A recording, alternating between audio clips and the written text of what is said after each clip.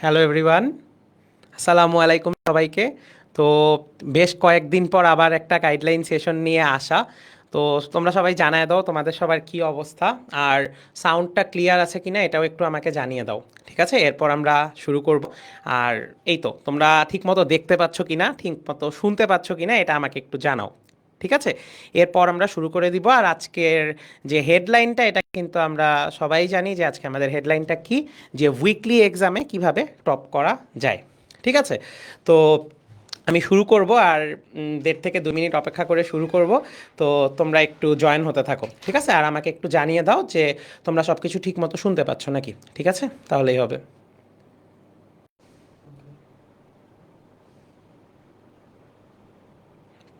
হ্যাঁ, যারা যারা সালাম দিচ্ছ সবার সালাম আমি দেখতে পাচ্ছি। সবাইকে ওয়ালাইকুম আসসালাম।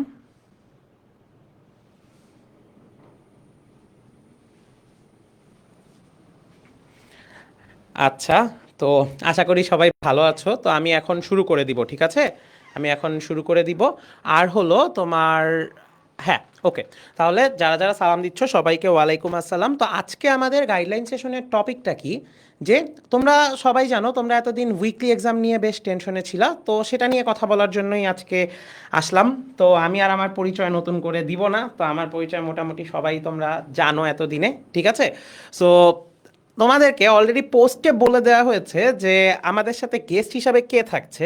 এখন আমি যদি ছোট করে আবিরের নিজের ইন্ট্রোডাকশন নিজে দেওয়ার আগে তোমাদের একটা ইন্ট্রোডাকশন একটু দিয়ে দেই, যে তোমাদের এক্সাম নিয়ে বা উইকলি এক্সাম নিয়ে কথা বলার জন্য আমার কাছে মনে হয় যে আবিরের থেকে বেটার কেউ হইতে পারতো না। কারণ হলো তোমাদের এই ডেইলি এক্সাম, উইকলি এক্সাম সবগুলাতে যেভাবে কোশ্চেন সাজানো থেকে শুরু করে কোশ্চেন তোমাদের কাছে যাওয়া পর্যন্ত, টোটাল যে ব্যাপারটা সব কিছু কিন্তু আবিরের থ্রুতে যায়। ঠিক আছে, সো আমার কাছে যখনই মনে হলো যে আমি সাকিব ভাইয়ের সাথে কথা বলতেছিলাম যে উইকলি এক্সাম নিয়ে আমাদের যে গাইডলাইনটা, তো তখনই মনে হলো যে এটার জন্য আবির হলো বেস্ট ক্যান্ডিডেট বা সবচেয়ে সুন্দরভাবে তোমাদেরকে এই জিনিসটা বুঝাতে পারবে।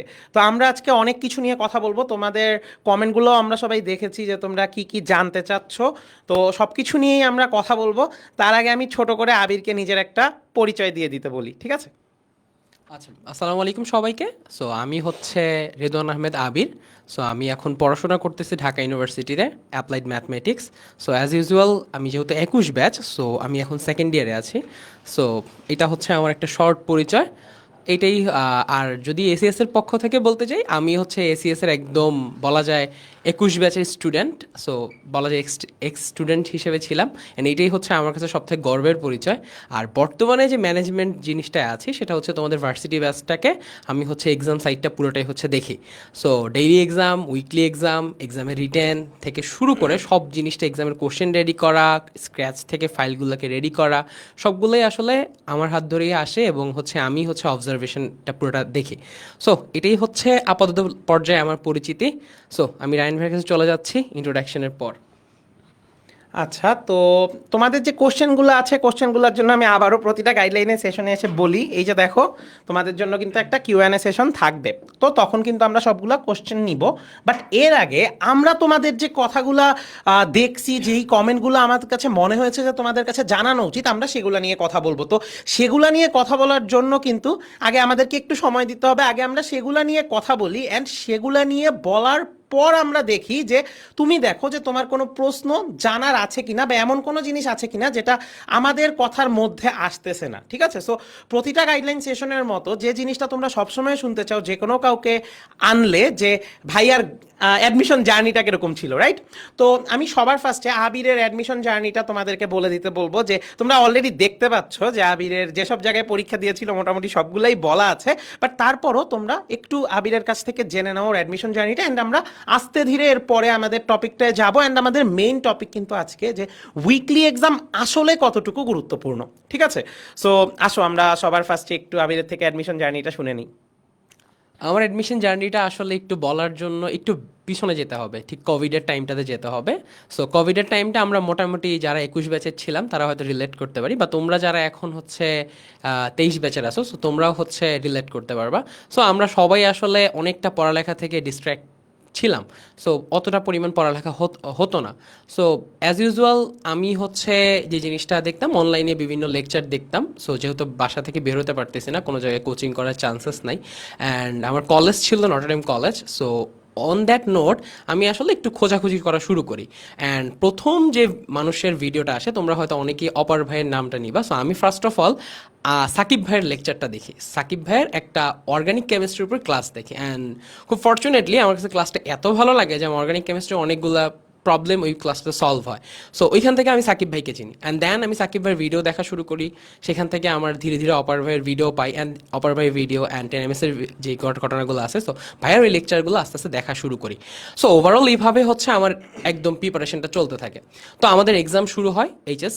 সো তখন সাকিব ভাইয়ের ওয়ান শট হয়তো অনেকেই এখনও দেখেছো, ওইটা হচ্ছে আমার জন্য অনেক বেশি পরিমাণে একটা মানে একটা সিগনিফিক্যান্স রেডি করে যে কিভাবে হচ্ছে পড়াশোনাটা করা উচিত। সো অন দ্যাট নোট আমি আস্তে আস্তে পড়াশোনাটা শুরু করি, অ্যান্ড সাকিব ভাইয়ের ওয়ান শটটা আমার যে পরীক্ষাগুলো ছিল, যে আমার যে এইচএসসি যে এক্সামগুলো ছিল, ওটাতে সাহায্য করে। অ্যান্ড তারপরে আমি যুক্ত হয়েছে এসিএস এর ভার্সিটি ব্যাচের সাথে। তো ভার্সিটি ব্যাচ শুরু হয়। অ্যাডমিশন জার্নিটা নিয়ে যে সব থেকে সমস্যা যেটা ছিল, যে কি করব, কোনটা পড়বো, কিভাবে পড়বো, এটা হচ্ছে প্রথমে প্রথমে বুঝতে একটু সমস্যা হয়। তো ভাইয়াদের কথা এবং হচ্ছে এসিএস এর তখন যে হচ্ছে আমাদের হেল্প করছে যেভাবে ভাইয়ারা, এবং ভাইয়াদের লেকচার গুছানো থেকে শুরু করে সব কিছু মনে হচ্ছিল যে একদম আমার জন্য রেডি করা আছে, just I have to practice and I have to go for the exam. So আমার কাছে এটাই মনে হয়েছে। সো আমি ওইভাবেই হচ্ছে পড়াশোনাটা শুরু করি। তো অ্যাডমিশন জার্নির প্রথম দিকে একটু একটু সমস্যা হয়, ডেইলি এক্সাম, উইকলি এক্সাম, হঠাৎ করে মানায় ওঠা যায় না, একটু হার্ড টপিক আসে, যে প্রশ্নগুলো কখনো আগে পড়া হয়নি ওইগুলো নিয়ে হচ্ছে ঘাটাঘাটি শুরু হয়, বইয়ের যে সাইটগুলো কখনোই প্রয়োজন নাই ওগুলো হচ্ছে পড়া শুরু হয়। এভাবে করতে করতে 1-1.5 মাস পার হয়ে যায়। তো পার হওয়ার পরে আমি 2-2.5 মাস পরে দেখি যে আমার পড়া অনেকটাই হয়েছে, বাট আমি অনেক কিছু ভুলে গেছি। তো তখন সাকিব ভাইয়ের একটা গাইডলাইন আমার ভিতরে একটা অন্য লেভেলের একটা স্পার্ক রেডি করে, যে অ্যাডমিশন লাইফে তারাই ভালো করবে। আমি আবারও বলতেছি, অ্যাডমিশন লাইফে তারাই ভালো করবে যারা হচ্ছে এই জিনিসটাকে কন্টিনিউয়াসলি রিভিশন দিবে। হ্যাঁ, সো অ্যাজ ইউজুয়াল যে ভাইয়াদের কাছ থেকে পড়ছি, এসএস এর ভাইয়াদের কাছ থেকে পড়েছি, অ্যান্ড সো খারাপ করার তো, রেজাল্ট খারাপ করার তো কোনো প্রশ্নই ওঠে না, তাই না? ভাইয়ারা কত সুন্দর করে পড়ান, আমি এখনও ভাইয়াদের ক্লাস করি, রাইট? হ্যাঁ, আমি হচ্ছে এসএসসিতে এ+ পেয়েছি, এইচএসসিতে এ+ পেয়েছি, এসএসসিতেও এ+ পেয়েছি। সো মোটামুটি তোমাদের তথাকথিত গোল্ডেন এ+ই পেয়েছি। সো এইটাই ছিল হচ্ছে আমার এইচএসসি জার্নিটা শেষ।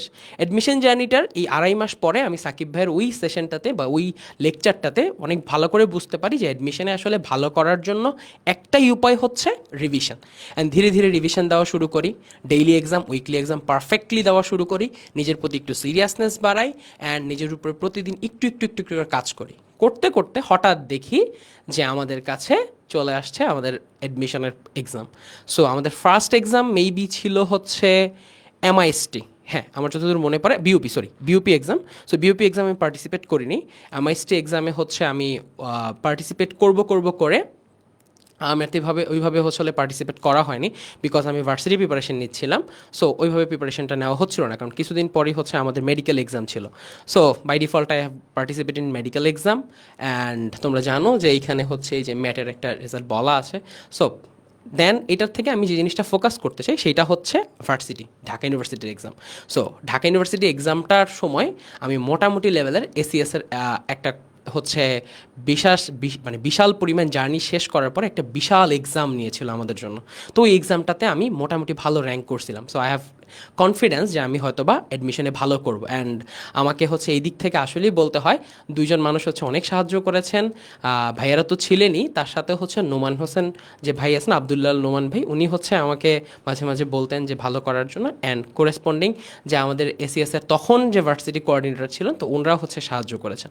সো ওনাদের নামগুলো নিতেই হয়। সো ওনারা হচ্ছে আমাদেরকে অনেক ভালো লেভেলের গাইডলাইন দিতেন। অ্যান্ড কখনো কখনো যদি বলতাম যে ভাইয়া আসলে আমার তোমাদের তথাকথিত প্রশ্ন, ভাইয়া আমাকে দিয়ে হবে, তো ওনারা একটা লাইন হচ্ছে সব থেকে বেশি পরিচিত এসিএস, হ্যাঁ তোমাকে দিয়েই হবে, তুমিই হতে চলেছ সাফল্যের নতুন মুখ, রাইট?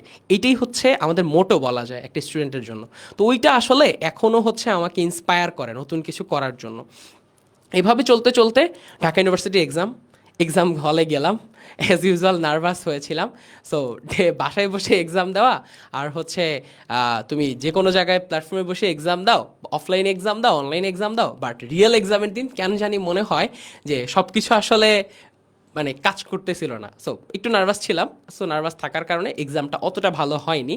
অ্যান্ড ঢাকা ইউনিভার্সিটি এক্সামের সময় আমাদের মোটামুটি আমার অতটা বেটার হয়নি, তাই একটু পজিশনটা যেটা আসছে সেটা হচ্ছে মেরিট হচ্ছে 1465।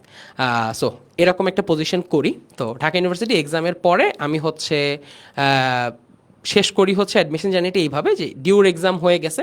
ডিউর এক্সামের পর আমাদের হচ্ছে প্রায় 1 মাস পরে রেজাল্ট দেয়। তো এরপরে হয় গুচ্ছের এক্সাম। সো গুচ্ছের এক্সামের মধ্যে আমি আসলে তেমন কোনো প্রিপারেশন নিয়ে যাইনি, কারণ আমি 1-1.5 মাস পড়ালেখা একদমই বাইরে। আমার হাতে ঢাকা ইউনিভার্সিটির রেজাল্ট চলে আসছে। So I was pretty confident যে আমার আসলে আর কোনো সমস্যা নাই।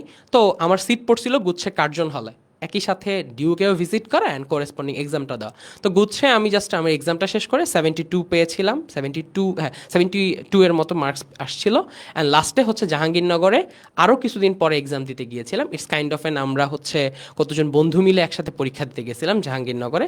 তো সেইখানে আমি এই ইউনিটের 5th শিফটে হচ্ছে 547 হয়। এটা একদমই আনপ্রেডিক্টেবল ঘটনা ছিল আমার জন্য, because I wasn't prepare for that. So আমি যেটা বলি সেটা হচ্ছে আমার ডিউর এক্সামটাকেই আমি হচ্ছে সবার আগে আগায় রাখবো, ওইটাতে আমি সব থেকে বেশি সিরিয়াস ছিলাম। সো দ্যাটস অল, এই ছিল আমার ছোট্ট অ্যাডমিশন জার্নি। সো আমি রায়ন ভ্যাক্সে চলে যাচ্ছি, জার্নিটা শেষ করলাম। আচ্ছা, আমিও আসলে মনোযোগ দিয়ে শুনতেছিলাম। কথাগুলো শুনলে আসলে ভালো লাগে, কারণ দেখো, তোমাদের মধ্য থেকেও অনেকে হয়তো আমাদের সাথে সামনে কাজ করবে, এভাবে হয়তো কথা বলা হবে। তো যখন আবির কথাগুলো বলতেছিল, অনেকগুলা কথাই রিলেট করতে পারতেছিলাম। আমাদের আরেকটা ব্যাচ কিন্তু আবিরের পর বের হয়েছে, 22 ব্যাচ বের হয়েছে, ওদের অনেকের সাথেই কথা বলেও এই জিনিসগুলো শুনতে পারি। 22 ব্যাচের অনেকেও আমাদের সাথে কাজ করতেছে। সো আসো, আমরা তো অ্যাডমিশনের জার্নিটা শুনলাম, এবার আমাদের আরেকটা টপিক যেটা আমাদের নিয়ে সবচেয়ে বেশি আমাদের কথা, যে ভাইয়া, এখন সবার ফার্স্টে আমি একদম ডাইরেক্ট চলে যাব এক্সামের ব্যাপারে। যে ভাইয়া, তোমাদের কতগুলো কোশ্চেন ছিল, ডেইলি এক্সাম, উইকলি এক্সাম, কোনটা important, online exam, offline exam, কোনটা কিভাবে সামলাবো, অ্যান্ড উইকলি এক্সাম আসলে কতটা গুরুত্বপূর্ণ, উইকলিগুলো কি লাইভে দিলেই চলবে নাকি আমি প্র্যাকটিসে দিলেও আমার ওরকম প্র্যাকটিস হবে? ঠিক আছে। সো এই যে কোশ্চেনগুলো, এই কোশ্চেনগুলো তো আবির বলবেই। তার আগে আমি আবিরের কাছ থেকে একটা জিনিস একটু জানতে চাই, যে এই যে কোশ্চেন যে সাজানো হয়, তোমরা যে কোশ্চেন দেখতে পাও, আমি তোমার আবিরকে এটা জাস্ট একদম ছোট 1 মিনিটের মধ্যে বলতে বলবো, কিন্তু কেন আমি এটা বলতেছি তোমরা যাতে বুঝতে পারো, তোমাদের এই কোশ্চেন যে করা হয়, এই যে আমি যে লেখা, যে আবিরের এখানে এক্সাম টিম লিড, এই যে টিম কথাটা যে লেখা, এই কথাটা লেখার মানে কি? আবিরের সাথে অলমোস্ট প্রায় 50 জনের উপরে কাজ করে। তো আমি জাস্ট ছোট করে 1 মিনিটে আবিরকে এইটা একটু বলতে বলবো, যে তোমাদের এক্সাম যে হয়, কোশ্চেনগুলো কারা করে, কিভাবে করে, অ্যান্ড কোশ্চেনগুলো তোমাদের কাছে যাওয়ার আগ পর্যন্ত কতবার কতভাবে চেকিং হয়। ঠিক আছে, এই কথাটা একটু আবির বলবে, অ্যান্ড দেন তোমাদের ওই কোশ্চেনগুলোর অ্যান্সার করবে। ঠিক আছে, ওকে।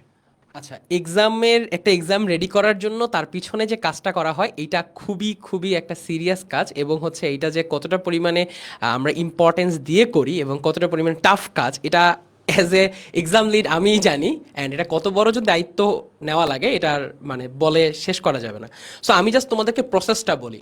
তোমরা ক্লাস করো, ক্লাসটা হচ্ছে আমি নিজেও করি, অনেকগুলা ক্লাসের পরে লেকচার শিটটা তোমরা দেখো। সো আমিও লেকচার শিটটা দেখি। লেকচার শিটটা নিয়ে আমি কি করি, আমার যে টিমের আলাদা আলাদা 4টা করেসপন্ডিং টিম আছে, physics, chemistry, math, biology, right? So আলাদা আলাদা 4টা টিম থাকে। এই টিমকে আমি বলি হচ্ছে এই লেকচার শিট থেকে তোমরা হচ্ছে সামনের যে ডেইলি এক্সাম বা উইকলি এক্সামের জন্য কোশ্চেন রেডি করো। এখন তোমাদের প্রশ্ন হতে পারে, ভাইয়া আপনি তো যে কোনো কাউকে দিতে পারেন। না ভাইয়া, আমি যে কোনো কাউকে দিই না। আমি ডিউর টপমোস্ট স্টুডেন্ট বা যারা টপ করছে বা অনেক দিন ধরে আমাদের সাথে কাজ করে আসতেছে, কাজের ফ্লোটা জানে, অ্যান্ড যারা হচ্ছে তাদের ডিপার্টমেন্ট, নিজস্ব ডিপার্টমেন্টে ভালো রেজাল্ট করছে, সিজিপিএ ভালো, আবারও বলতেছি সিজিপিএ ভালো, এমন মানুষদেরকে চুজ করি, এবং যারা ভালো কাজ করে ডেডিকেটেড তোমাদের প্রতি, তাদেরকে নেওয়া হয়। নেওয়ার পরে আমি তাদেরকে অ্যাপয়েন্ট করি হচ্ছে আমার নিজস্ব এক্সামের মাধ্যমে, যে ওরা কতটুকু পরিমাণ ডেডিকেট আছে। এরপর আমি ওদেরকে দিয়ে কোশ্চেন করে, এবং পার কোশ্চেনের জন্য 2জন করে কাজ করে।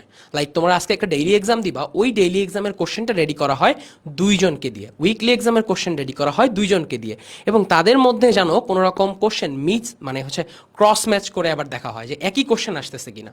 সো এই জিনিসটাও হচ্ছে করা হয়। তাহলে একটা লেকচারের উপরে 4জন টিচার বা 4জন হচ্ছে প্যানেল যে আমার মেম্বারগুলো আছে তারা হচ্ছে কাজ করতেছেন। সো এইভাবে কাজ করার পর আমরা একটি স্ক্র্যাচ ফাইল রেডি করাই, এটাকে আমরা টাইপ করাই। টাইপ করার পর আমাদের প্রথমবার আসে প্রথম রিভিউ। রিভিউ কি, তোমরা এক্সামের মধ্যে দেখবা যে হচ্ছে তোমাদের কোশ্চেন দেওয়া থাকে, তো এই কোশ্চেনটা আমরা হচ্ছে নিজেরা পরীক্ষা দিই। এই যে টাইপ করলাম, এই টাইপের মধ্যে ভুল আছে কিনা, কোথাও দাড়ি কমায় ভুল, কোথাও ডাটা মিসিং, কোথাও অপশানসে ভুল আছে কিনা, কোথাও একই অপশন দুইবার আসছে কিনা। সো এই জিনিসগুলো হচ্ছে ফার্স্টে চেক করা হয়। চেক করার পরে তোমাদের হচ্ছে যেভাবে ওয়েবসাইটে এক্সাম দাও, আমরা 10 জনের আলাদা একটা টিম আছে, সেই 10জন হচ্ছে ওই জিনিসটার ভিতরে আলাদা আলাদাভাবে তারা আবার এক্সাম দেয়, তারা আবার ওই কোশ্চেনগুলোকে ভিউ করে। টোটাল কোশ্চেন ভিউ করার পরে ভাইয়াদের কাছে যায়। তো ভাইয়ারা যতক্ষণ পর্যন্ত পারমিট না করেন যে এই কোশ্চেনটা এই লেভেলের জন্য স্ট্যান্ডার্ড, ওই রকম আমরা করি না। এমনও হয় ডেইলি এক্সামের ঠিক তোমরা যে দেখতে পারো সবগুলো আমাদের প্রসেস রেডি, বাট কোনো একজন ভাইয়া যদি বলে যে এই প্রশ্নটা আমার স্টুডেন্টের জন্য হচ্ছে পারফেক্ট না, আমরা তখনই বাধ্য থাকি ওই প্রশ্নটাকে চেঞ্জ করতে, এবং আমরা তখনই প্রশ্নটাকে চেঞ্জ করে দিই। অর্থাৎ সব কিছুই আসলে একটা সিস্টেমের মধ্যে ঘুরতেছে, একটা রুটিন ওয়াইজ জিনিসগুলো ঘুরতেছে। তো এইটাই হচ্ছে আমাদের টোটাল এক্সামের সিস্টেম। আর এই সিস্টেমটাতে আমি আসলে জাস্ট 2 মিনিট একটা জিনিস অ্যাড করব, যে তোমাদের আসলে প্রশ্ন থাকে যে ভাইয়া ডেইলি এক্সামে ভালো করবো কিভাবে, উইকলি এক্সামে ভালো করবো, এটা তো আমি বলবোই। বাট এই প্রসেসটার মধ্যে আমি তোমাকে একটা জিনিস একটু নোটিফাই করতে চাই যে আমরা আসলে কোন বেসিসে প্রশ্নগুলো করি। এটাই সব থেকে ইম্পর্টেন্ট এখানের, যে প্রশ্নগুলো করি কিভাবে।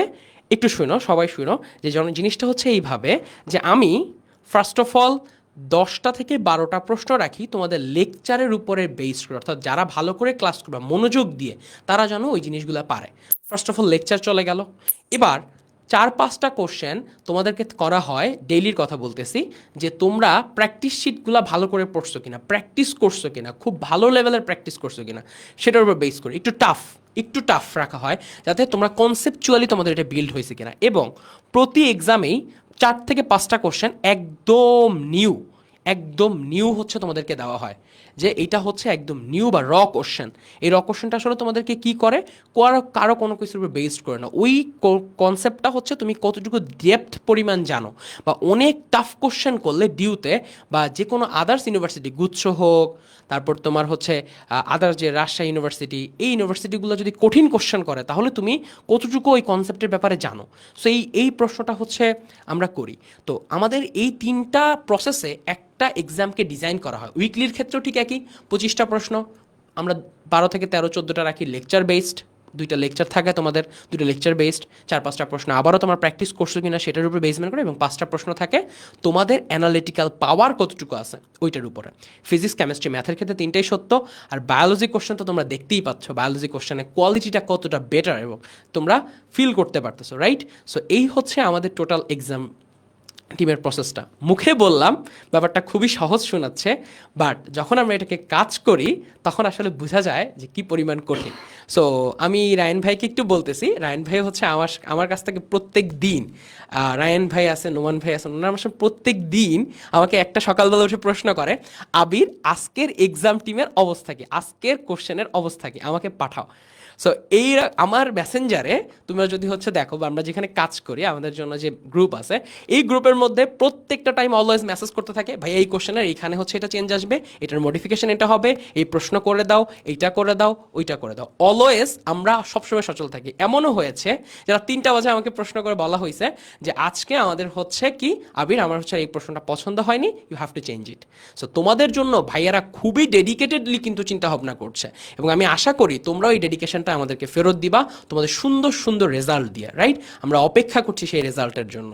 স্পেশালি আমি হচ্ছে অপেক্ষা করছি, কারণ আমি প্রত্যেক দিন তোমাদের এক্সামের কোশ্চেন রেডি করি, এবং আমি এক্সপেক্ট করি যে এইখান থেকেই হয়তো কেউ একজন নতুন আসবে যে হচ্ছে আমার এই এক্সাম টিমের যেরকম আমি হচ্ছে ডেডিকেশন দিয়ে হচ্ছে তোমাদের জন্য কাজ করে দিচ্ছি, ওয়ান স্টেপ ফরওয়ার্ড যেন হচ্ছে তোমরা সেই ডেডিকেশনটা ফিল করে আমাদের কাছে আসো, যেন বলো যে ভাইয়া হ্যাঁ আমরা আপনাদের এক্সামে পরীক্ষা দিয়ে আজকে ভালো রেজাল্ট করেছি, অ্যান্ড আমরা আপনাদের সাথে আরও জয়েন্ট হতে চাই। আমি এই দিনটার জন্য অপেক্ষা করে বসে আছি। যেমন 22 ব্যাচের জন্য অপেক্ষা করেছি, 23 ব্যাচের জন্য আমার কাছে এক্সপেকটেশন আরও অনেক বিশাল, বিকজ তোমরা অনলাইনের একদম পিওর ব্যাস্ট, রাইট? সো আমি এক্সপেক্ট করতেছি তোমরা দ্রুত চলে আসবা, অ্যান্ড আমি এটাও আশা করি তোমরা ডিউতে একদম টপ মোস্ট রেজাল্ট করবা। সো আমি অনেক কিছুই বললাম এক্সাম প্রসেস নিয়ে। হ্যাঁ, এবার আমি একটু হচ্ছে রায়ন ভাইয়ের কাছে ফেরত যাচ্ছি। ভাইয়া হচ্ছে তো আমাদের হচ্ছে নেক্সট প্রসিডিওরটা বলবেন। আচ্ছা, তো আমি আরেকটা জিনিস একটু তোমাদের কাছে ক্লিয়ার করি যে তার মানে একটা জিনিস কিন্তু বুঝতে পারলা যে উইকলি আর ডেইলি দুইটাই তোমাদের জন্য ইকুয়ালি ইম্পর্ট্যান্ট। অ্যান্ড তোমার সবগুলা পরীক্ষা লাইভে দেওয়ার অভ্যাসটা কেন করা উচিত, আমি কিন্তু কমেন্টে অলওয়েজ চেষ্টা করি তোমাদেরকে মোটিভেটেড রাখার, অথবা তোমাদেরকে মানে যেন তোমরা ফিল করতে পারো যে লাইভে এক্সাম দেওয়াটা কতটা জরুরি। কারণ তুমি যদি সবগুলা এক্সাম লাইভে দাও, তুমি অটোমেটিক দেখতে পারবা তোমার গ্র্যাজুয়াল গ্রাফটা, যে তুমি কি আসলে কতটুকু ভালো করতেছো, কি পরিমাণ ভালো করতেছো, এই জিনিসগুলা। ঠিক আছে, সো এই যে দেখো অলরেডি একজন কমেন্টও করছে যে ও সবগুলো এক্সাম দিতেছে, কম মার্ক পাক বেশি মার্ক পাক। তো এই অভ্যাসটা কিন্তু খুব ইম্পর্টেন্ট। এখন একটা খুবই ইম্পর্টেন্ট কোশ্চেন আসে যে ভাইয়া আমি অফলাইন ব্যাচে এক্সামে ভর্তি হয়েছি একটা যে কোনো একটা জায়গায়, আমি অনলাইন আর অফলাইন কিভাবে সামলাবো? তো এটার জন্য আমি খুবই ছোট করে একটা কথা বলতে চাই। আমি জানি তোমাদের অনেকের কোশ্চেন এটা নিয়ে কোনো গাইডলাইনে আগে ওভাবে আলাদা করে বলা হয়নি, যেহেতু তখনও উইকলিগুলো এভাবে পুরাপুরি করে শুরু হয় নাই। তো আমি এটা নিয়ে ছোট করে একটু একটা কথা বলি। দেখো, এই প্রথম সময়টার জন্য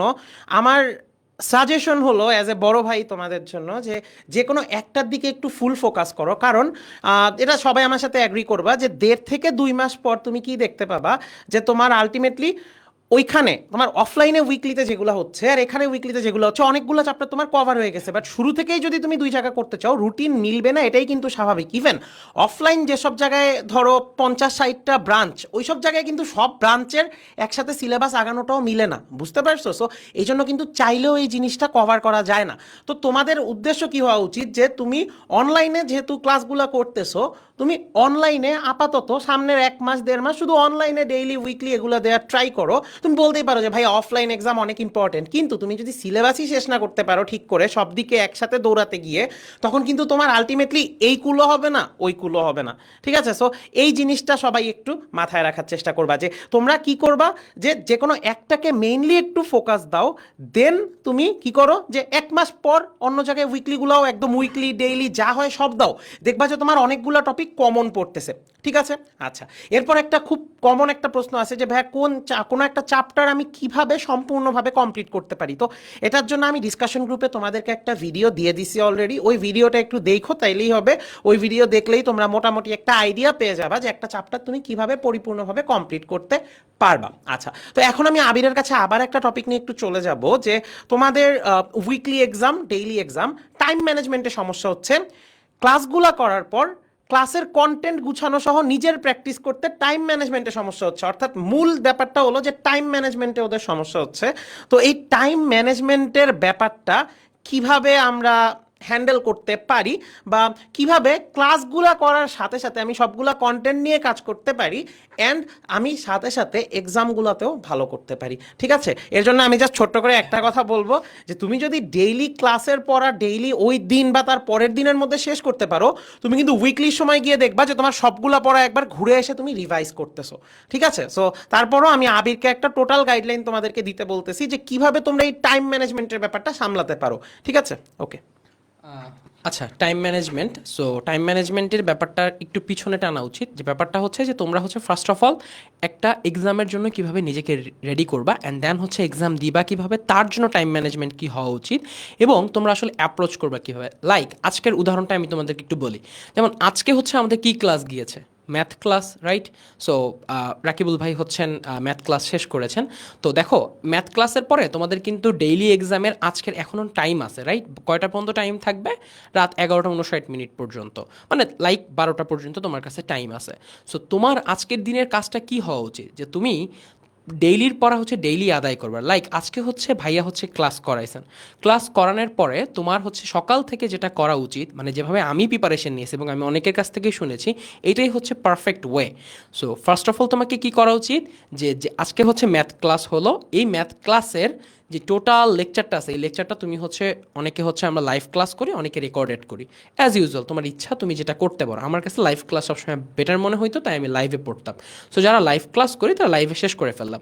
এবার আমি কি করব, আমার উচিত যে একদম সকাল থেকে আজকে যে ক্লাসটা হবে, এই ক্লাসটার যে ডেইলি এক্সাম আছে, মানে কি এই ক্লাসের প্রিভিয়াস একটা ক্লাস হয়েছে, সেটার উপর আজকে ডেইলি এক্সাম, তাহলে প্রিভিয়াস ক্লাসের যে ডেইলি এক্সামটা হবে তার জন্য টোটাল প্রিপারেশন নেওয়া, একদম সকাল থেকে উঠে একদম 6টা, সকাল 7টা 6টা বা যে যখন থেকে পড়া শুরু করো, একদম সারাদিন ব্যাপী লেগে থাকা। একদম কীভাবে লেগে থাকবা? ফিজিক্স, কেমিস্ট্রি, ম্যাথ, বায়োলজি আলাদা আলাদা সাবজেক্ট। যদি তোমার ম্যাথ দিয়ে শুরু করলাম, বিকজ মানে আমার হচ্ছে যেহেতু applied math, so go on their, আমি ম্যাথ দিয়ে শুরু করতেছি। যে ম্যাথের জন্য তুমি কি করবা? ক্লাস করলাম, লেকচারের নোটগুলো নিলাম, নোটগুলো হচ্ছে রিভাইজ করলাম, ফার্স্ট কাজ।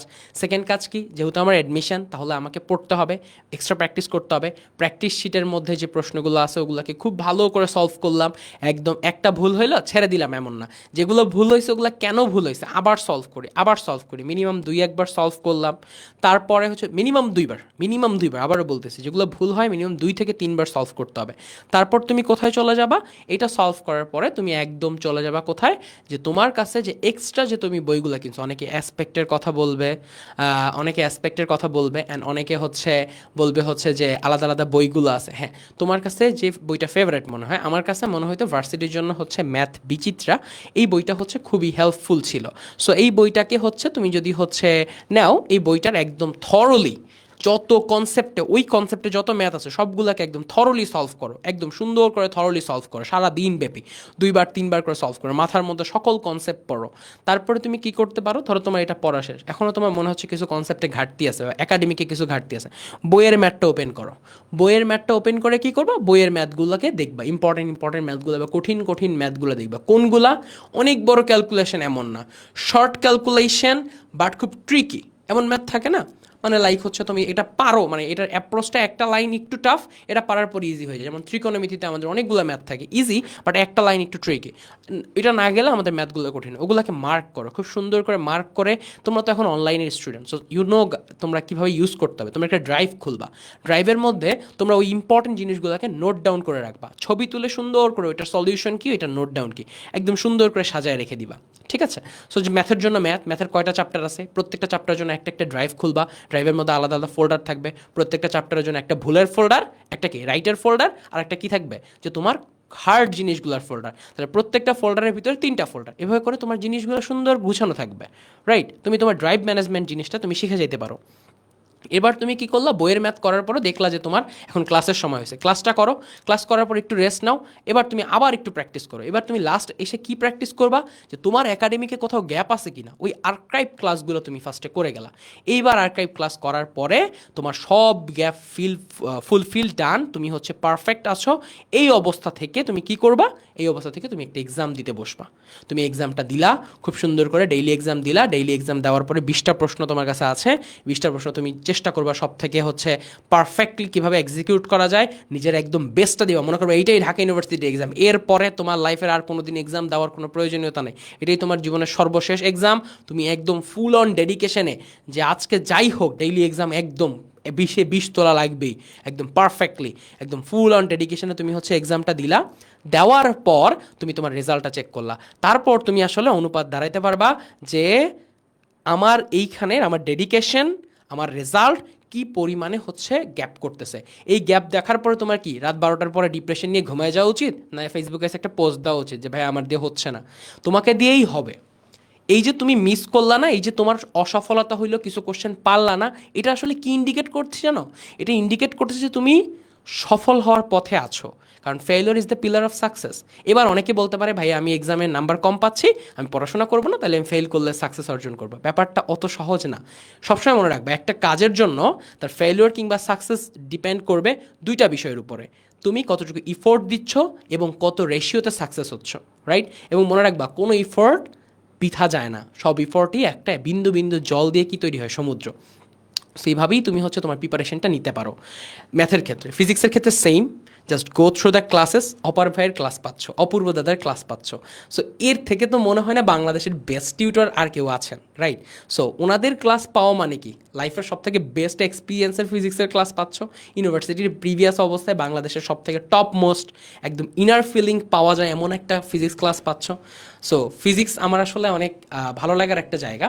সো অন দ্যাট নোট আমি যদি বলি যে অপর ভাইয়ের ক্লাস তুমি করার পরে, অপূর্ব দাদার ক্লাস করার পরে তুমি একটা অ্যাসপেক্টের বইয়ে যাবা, ফিজিক্স প্লাস, ওইখানে যে যতগুলো ইউনিভার্সিটি আছে, যতগুলা বুয়েট থেকে শুরু করে যা যা ইউনিভার্সিটি আছে ওই অ্যাসপেক্টের বইয়ের মধ্যে ডিউ, তারপর হচ্ছে এই যে আদার যে ইউনিভার্সিটিগুলো থাকবে প্রত্যেকটার কোশ্চেনগুলো তুমি হচ্ছে থরলি সলভ করলা, সলভ শেষ, তোমার এমসিকিউ সলভ শেষ, তোমার কনসেপচুয়াল ব্যারিয়ার হচ্ছে চলে আসছে।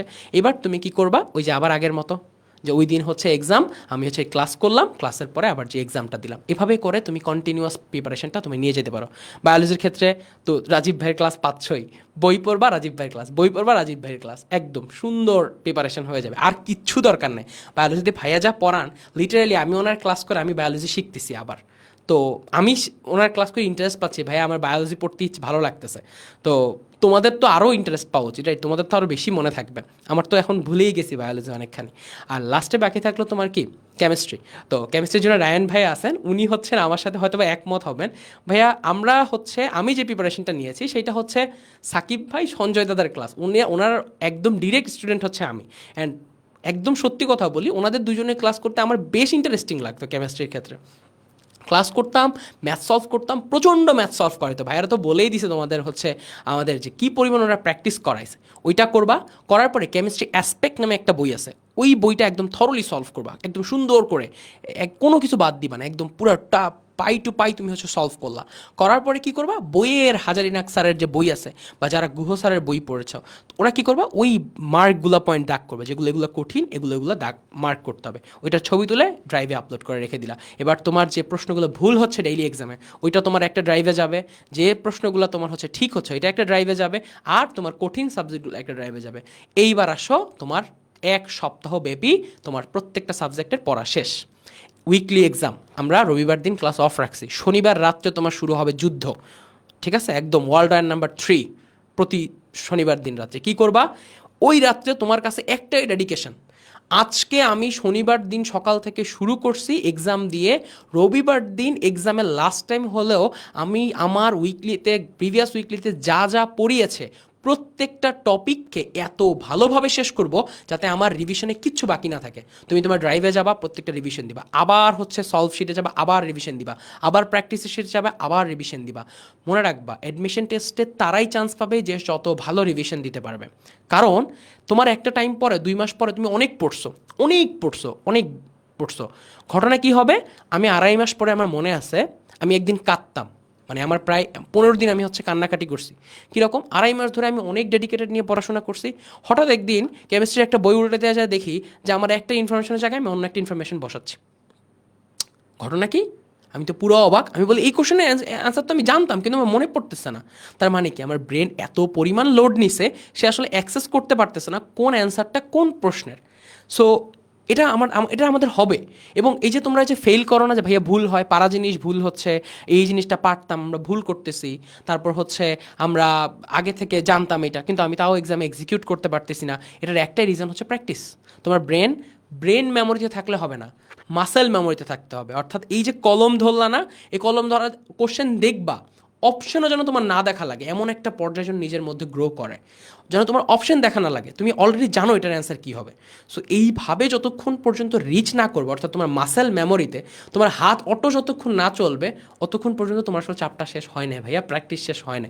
সো তুমি যদি ফাঁকি দাও, নিজেকেই ফাঁকি দেওয়া হচ্ছে। যতক্ষণ পরে তুমি বুঝবা যে আমার, হ্যাঁ এবার আমার হাতটা অনেক ব্যথা করতেছে, ভাইয়া আমি কলম ছেড়ে দিলে আমার খুব কষ্ট লাগতেছে, কলমটা আমার ধরে ছিলাম এতক্ষণ, তখন বুঝবা যে না, এবার আমি রাইট ট্র্যাকে আসি, আমার ইফোর্ট এবং সাকসেসের অনুপাত ঠিক হচ্ছে। কম এফোর্ট দিয়ে বেশি সাকসেসফুল মানুষ বেশি দূর আগাতে পারে না, তাদের ভেঙে পড়তে হবে। বেশি এফোর্ট দিয়ে কম সাকসেসফুল মানুষ একটা পর্যায়ে সাকসেসের একদম পিক পয়েন্টে পৌঁছাবে। এটাই নিয়ম, এবং এটাই হচ্ছে মানে আমাদের অ্যাডমিশন টেস্টের সব থেকে মানে গুপ্ত একটা জিনিস। সো এই হচ্ছে তোমার প্রিপারেশন। উইকলি এক্সামের ক্ষেত্রে তোমরা হচ্ছে প্রিপারেশন নিবা এবং এইভাবে টাইম ম্যানেজমেন্ট করবা। সো এই হচ্ছে আমার ঘটনা। সো রায়ান ভাই, আপনি একটু কেমিস্ট্রির ব্যাপারে বলে দিলে হয়তো বা আরও একটু বেটার হইতো, ওরা হয়তো ভরসা পাইতো আরও বেশি। আচ্ছা, কেমিস্ট্রির ব্যাপারে বলার আগে আমি তার আগে আরেকটা জিনিস একটু বলি, কেন এক্সাম দেওয়াটা আসলে জরুরি। আবির যে কথাটা বললো, পুরো আমি ওটার সাথে 100% অ্যাগ্রি করি, যে তোমার কোনো একটা পরীক্ষা, তুমি যদি পরীক্ষা দিয়ে ভুল করো, আমাদের পরীক্ষা হলো না, অনেক কোশ্চেন দেখে মনে হয় যে আচ্ছা এই কোশ্চেনটা আমি পারি, এই টপিকটা আমি পারি, তারপরও কি দেখা যায় যে তুমি যখন পরীক্ষা দিতে যাচ্ছ তখন দেখা যাচ্ছে পরীক্ষার ওই কোশ্চেনটায় তুমি ওই টপিকটায় ভুল করতেছো।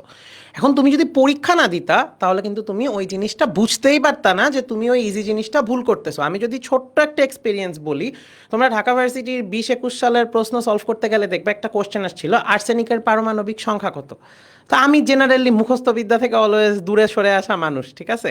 তা আমি সামহাউ আমি পরীক্ষার 2 দিন আগে আমি আর্সেনিকের পারমাণবিক সংখ্যাটা আমার সামহাউ চোখে পড়ে গেছিল এবং ওইটা আমার পরীক্ষায় আসছিল। তুমি বলতে পারো যে ভাইয়া এটা লাক, বাট আমি যদি ওই জিনিসটা একদমই না পড়তাম, একদমই না টাচ করতাম, ওইটা কিন্তু আমার পরীক্ষার হলে কমন পড়তো না। তো এই জন্য জিনিসটা বলা যে তুমি একটু চেষ্টা করো যে পরীক্ষাগুলো দিয়ে তুমি কম পাও বেশি পাও, তোমার উইকলি ডেইলি তুমি একটু তোমার র্যাঙ্কটা তুলে রাখো খাতায়, যে তোমার র্যাঙ্ক কি উপরের দিকে যাচ্ছে না নিচের দিকে যাচ্ছে। যদি নিচের দিকে যায়, কেন সেটা নিচের দিকে যাচ্ছে এই জিনিসটা একটু বোঝার চেষ্টা করো। তাইলেই তুমি সবচেয়ে ভালো মতো কি পারবা যে তোমার প্রিপারেশনটাকে একদম 100% গড়ে তুলতে পারবা, ঠিক আছে। কেমিস্ট্রির জন্য আসলে বাড়তি কোনো কথা আমার নাই। তোমার মেইন বুক অবশ্যই আগে, এরপর তোমার ক্লাসে যে লেকচারটা দেওয়া হচ্ছে সেই লেকচার নোট, অ্যান্ড এরপর কি, এরপর হইলো তোমার প্র্যাকটিস বুক, অ্যান্ড প্র্যাকটিস বুকের সাথে যে কোনো যদি সহায়ক বই থাকে সেই সহায়ক বই থেকে প্র্যাকটিস, অ্যান্ড লাস্টে কোশ্চেন ব্যাংক সলভ, ঠিক আছে। এই জিনিসটা তুমি যদি প্রতিটা চ্যাপ্টারের ক্ষেত্রে করতে পারো, তুমি 2 মাস পর বা 3 মাস পর যখন সবগুলা সাবজেক্টের সবগুলা চ্যাপ্টার শেষ হওয়ার পর তুমি যখন ইয়ারলি কোশ্চেন ব্যাংকগুলো সলভ করা শুরু করবা, যে ঢাকা ভার্সিটিতে 17-18 সালে এই কোশ্চেনগুলো আসছিল, তখন তুমি দেখবা যে তোমার সলভ করতে সময় অনেক কম লাগছে। সো অনেকেরই একটা কোশ্চেন থাকে যে ভাইয়া আমি ডেইলি এক্সাম উইকলি এক্সামে টাইম ম্যানেজমেন্ট করতে পারতেছি না। তুমি আরেকটু হার্ডভাবে চেষ্টা করো, দেখবা যে তোমার ভালো হইতে বাধ্য। কারণ আমরা কিন্তু এমন টাইম দেই না যে যেটায় তুমি পরীক্ষাই দিতে পারবা না, ঠিক আছে।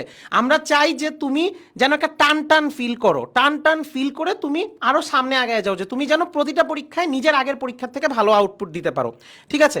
সো এই জিনিসটা একটু মাথায় রাখো। আচ্ছা, আর হলো আরেকটা জিনিস যেটা বলার, সেটা হইলো যে তোমাদের খুব কমন একটা কোশ্চেন আসতেছিল যে ভাইয়া আমি কি একদিনে একটাই চ্যাপ্টার পড়বো নাকি, বা একদিনে একটাই সাবজেক্ট পড়বো নাকি। এখন দেখো ভাইয়া, এটা আসলে অনেকটাই তোমার নিজের জন্য ভ্যারি করে যে তুমি নিজে কিভাবে স্বাচ্ছন্দ্য বোধ করো। যেমন আমার নিজেরই কলেজের অনেক ফ্রেন্ড ছিল যাদেরকে আমি জানতাম অ্যাডমিশনের সময়, তারা কি করতো যে একটা সাবজেক্টকে টাচ করতো একদিনে, যে আমি আজকের দিনে শুধু ওই সাবজেক্টই পড়বো।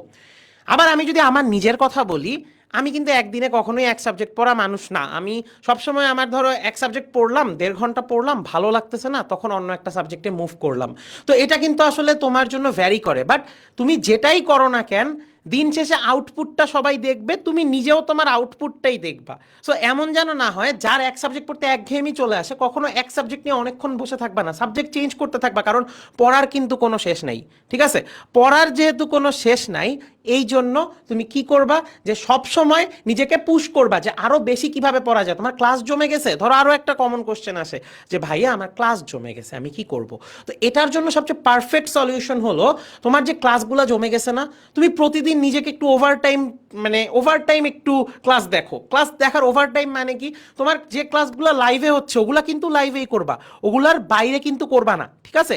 তোমার লাইভগুলা কিন্তু করবাই, লাইভগুলা করার পরে তুমি প্রতিদিন চেষ্টা করবা তোমার 1 থেকে 1.5টা ক্লাস, তোমার যদি ক্লাস অল্প সংখ্যক রেকর্ডিং জমা থাকে তাহলে প্রতিদিন আধাটা ক্লাস দেখার চেষ্টা করবা, যে রেকর্ডিং জমে যাওয়া ক্লাস। যদি ক্লাস বেশি জমা থাকে তাহলে প্রতিদিন 1 থেকে 1.5টা ক্লাস রেকর্ডিং দেখার চেষ্টা করবা, দেখবা তোমার কভার হতে বাধ্য, ঠিক আছে। কারণ তোমার নিজের একটা জিনিস বুঝতে হবে, তুমি যেহেতু কষ্ট করতেছো তার মানে তুমি নিজের কাছে প্রতিজ্ঞাবদ্ধ যে তুমি ভালো করতে চাও, তুমি ভালো করতে পারবা, তোমার অতটুকু বিশ্বাস আছে।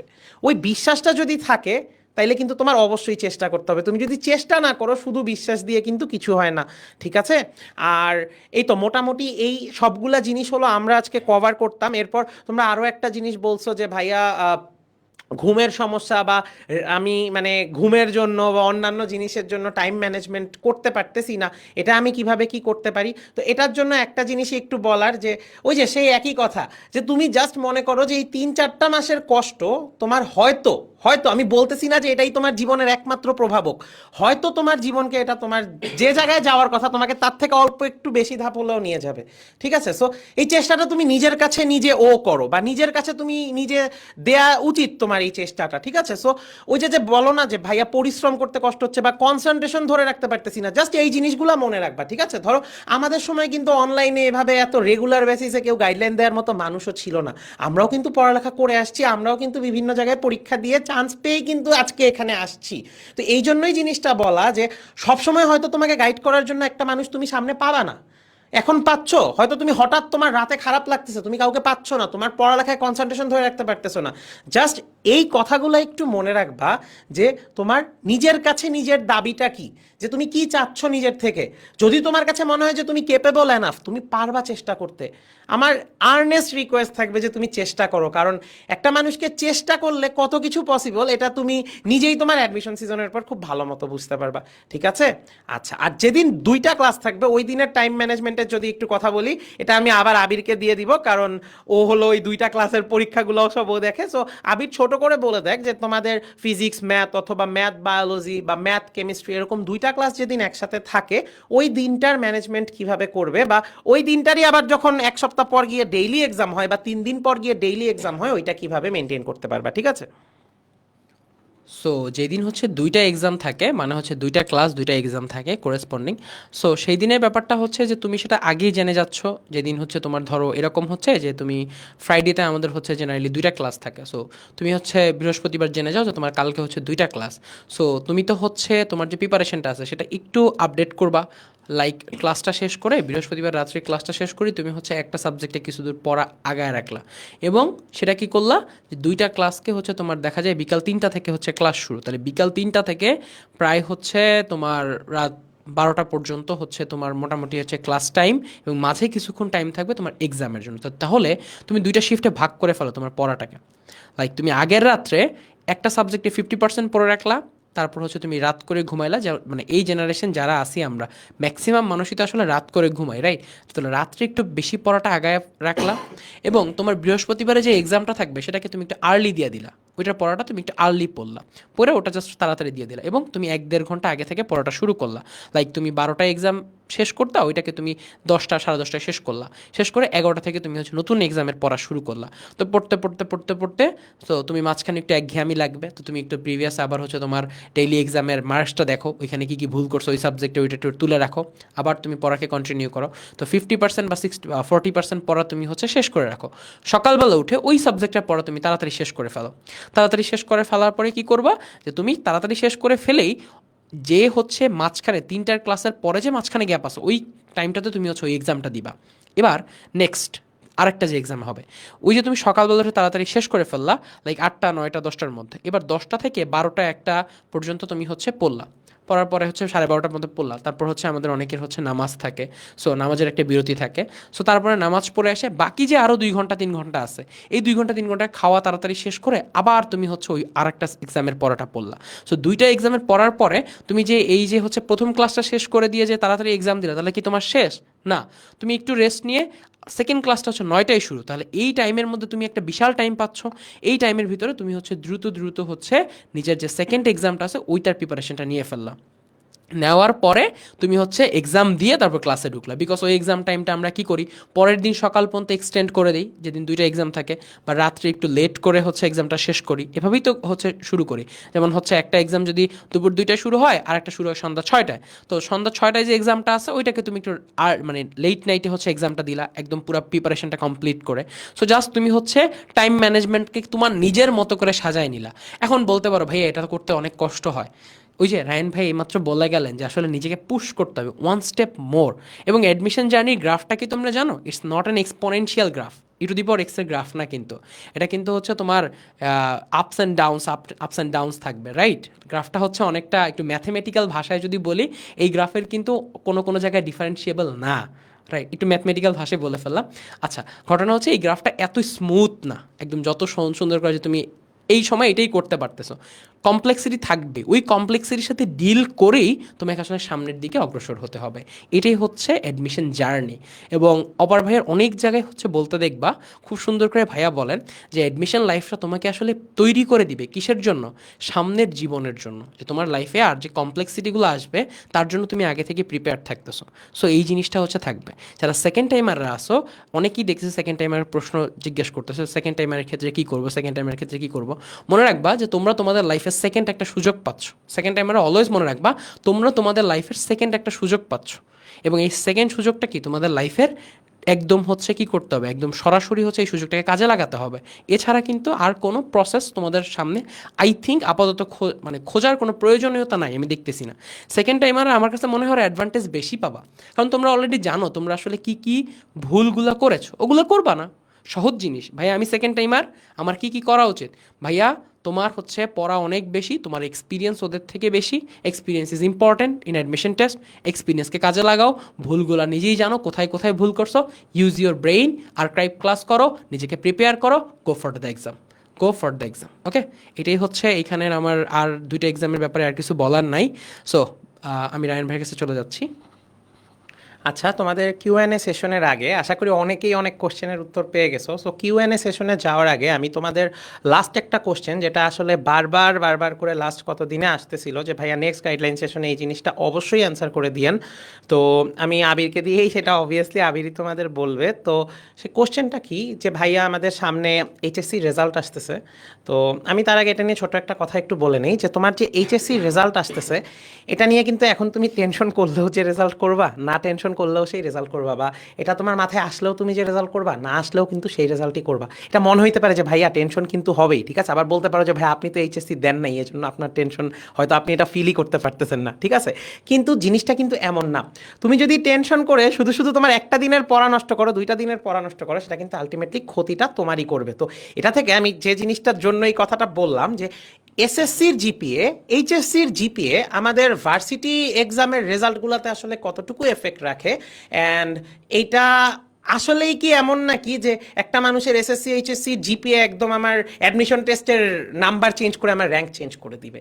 এই জিনিসটা নিয়ে জাস্ট একটু আবির কথা বলুক, তোমাদের ঢাকা ভার্সিটি নিয়েও কথা বলবে, জিএসটি নিয়েও কথা বলবে, যে কোনটায় নাম্বার অ্যাড হয়, কোনটায় নাম্বার অ্যাড হয় না, কোনটায় গ্রেড কত লাগে, ঠিক আছে। সো আবিরের কাছে চলে যাচ্ছি। রেজাল্ট না, রেজাল্ট, এইচএসির রেজাল্ট। সো রায়ন ভাই বললেন ওনারা 20 ব্যাচ ছিলেন, সো ভাইয়েরা বলছেন ওনারা এইচএসি দেন না। কিন্তু মনে রাখো ভাইয়েরা কিন্তু তোমার আমার থেকে ফুল সিলেবাস পড়া মানুষ। তুমি আমি অনেক আগেই হচ্ছে out of the ground, right? তুমিও শর্ট সিলেবাস পড়ছো, আমি নিজেও শর্ট সিলেবাস পড়ছি। তো ভাইয়েরা কিন্তু এসএসসির জন্য একদম ফুল প্রিপেয়ার ছিল, এবং আমি এক্সপেক্ট করি যে রায়ন ভাই পরীক্ষা দিলে হোপফুলি অনেক ভালো একটা রেজাল্ট করতেন এসএসসিতে, না? আচ্ছা, so it's kind of N jokes of a part. So আমরা ওটাকে না দিই। এখন তোমাদের দিক থেকে আমি একটু বলি, আমার যখন এইচএসসি রেজাল্ট দিবে তার আগে সাকিব ভাইয়া আমাদেরকে একটা লাইভ সেশনে অনেক ভালো করে বুঝাই দিছিলেন, এবং ভালো রকমের বকাঝকা দিয়ে বুঝাইছিলেন যে দেখো তোমার মাথায় এখন এটা নিয়ে কোনো চিন্তা করা যাবে না, এটা হচ্ছে তোমার লাইফের একটা কি পার্ট, যে তোমার একটা সাবস্টিটিউটরি পার্ট। ওকে, একদম হচ্ছে তোমার লাইফের একটা কিছুই না, জাস্ট হচ্ছে একটা রেজাল্ট দিবে তোমার, এটা তোমার কাছে মেইন গোল না, এটা হচ্ছে তোমার একটা সাপ্লিমেন্টারি গোল, একটা পার্শ্ববর্তী একটা রেজাল্ট। কিন্তু তোমার মূল ফোকাসটা কোথায়? একদম যুদ্ধে, রাইট? কোন যুদ্ধে? অ্যাডমিশন যুদ্ধে। অ্যাডমিশন পরীক্ষাটাই হচ্ছে তোমার লাইফের এখন বর্তমানের মেইন গোল, বিকজ আমরা অ্যাডমিশন নিয়েই হচ্ছে বেশি ফোকাস করব। সো তোমার কাছে যখন একটা রেজাল্ট আসে, এই রেজাল্টটা আসলে তোমাকে আসলে জাস্ট কিছু দিনের জন্য ডিফাইন করবে, লাইক 5 দিন 7 দিন। বাট মানুষ তোমাকে আসলে কী জিজ্ঞেস করে জানো? ডিউর এক্সামের পরে, বাবা তোমার পজিশনটা কত ছিল, তুমি কি ঢাকা ইউনিভার্সিটিতে পড়ার চান্স পেয়েছো, তুমি কি জিএসটিতে চান্স পেয়েছো, তুমি কোন সাবজেক্টে পড়তেছো।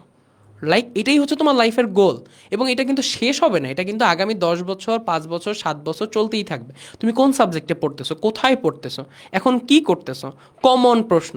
সো তোমরা বুঝতেই পারতেছো যে তোমাদের কাছে এই এইচএসসির রেজাল্টের জন্য টেনশন করে 5টা দিন লস করলে তোমার যে অ্যাডমিশনে তুমি যে পিছায়া যাবা, এটা কিন্তু হয়ে যাবে। এখন বলো ভাই আমরা অনেকে এই পরীক্ষা ভালো দিছি, এই পরীক্ষা খারাপ দিছি, এই বোর্ডের এইটা ভালো ছিল, এই বোর্ডের ওইটা ভালো ছিল, ওইটা পাস্ট। Present is important. তুমি কি করতেছো এইটা হচ্ছে তোমার ফিউচারকে ডিফাইন করবে। অলওয়েজ প্রেজেন্ট কি ডিফাইন করবে? তোমার ফিউচারকে। সো তুমি যদি প্রেজেন্টে বসে পাস্টের কথা চিন্তা করে প্রেজেন্টকে তুমি হচ্ছে নষ্ট করো, তাহলে তোমার পরবর্তী যে ভবিষ্যৎটা আসবে সেটাও তোমার কাছে অত কি হবে না, ফ্রুটফুল হবে না। তোমার কাছে অত বেশি পরিমাণ মনে হবে না যে আমার কোথাও একটা দোষ ছিল, যে ওই দোষের কারণে আমি হচ্ছে এখন চান্সটা পাইনি। এবার আসো জিপিএর কথা একটু বলি। ঢাকা ইউনিভার্সিটিতে 100 মার্কের এক্সাম হয়, তোমরা জানো। 4 সাবজেক্টে 15টা করে এমসিকিউ দিতে হয়, 4 15 60 এবং 40 মার্ক থাকে রিটার্ন। এবার এমসিকিউর থাকে হচ্ছে 20টা মার্ক। এবার 20টা মার্ক কোত্থেকে নেওয়া হচ্ছে? এসএসসি এবং এইচএসসি থেকে, রাইট? এভাবে হচ্ছে 20টা মার্কে হচ্ছে হিসাব করা হয়। মেডিকেলের ক্ষেত্রেও সেম জিনিস, যেহেতু অনেকেই মেডিকেল প্রিপারেশন এখান থেকে নিবা, যে মেডিকেলে তোমরা হিসাব করো যে ভাইয়া আমার তো হচ্ছে মেডিকেল এক্সামে হচ্ছে আমার 100 মার্ক হচ্ছে নিজের পরীক্ষা দিতে হয়, 100 মার্ক হচ্ছে আমার জিপিএর সাথে যোগ হয়। আমার জিপিএ যদি কম থাকে তাহলে কি হবে?